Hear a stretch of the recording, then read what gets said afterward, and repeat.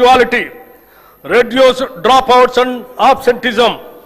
It will ease the burden on working parents.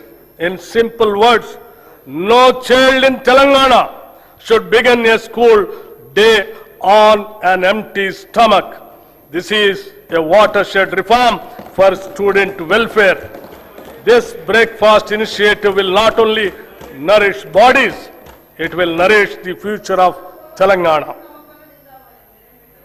Intermediate విద్యార్థులకు మధ్యాహ్న భోజన పథకం ఈ రోజు నేను ప్రకటించబోయే మరో అత్యంత ముఖ్యమైన సంస్కరణ. ప్రభుత్వ జూనియర్ కళాశాలల్లో ఇంటర్మీడియట్ అభ్యసిస్తున్న మన విద్యార్థులకు కూడా ఇకపై నూతనంగా మధ్యాహ్న భోజన పథకాన్ని విస్తరిస్తున్నాం.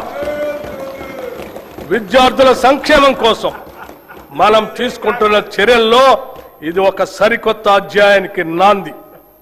కౌమార దశ అనేది ఎంతో కీలకమైన దశ. ఈ వయసులో తీసుకునే పోషకాహారమే వారు నేర్చుకునే సామర్థ్యాన్ని మరియు దీర్ఘకాల ఆయుష్ను నిర్ణయిస్తుంది. అధ్యక్ష,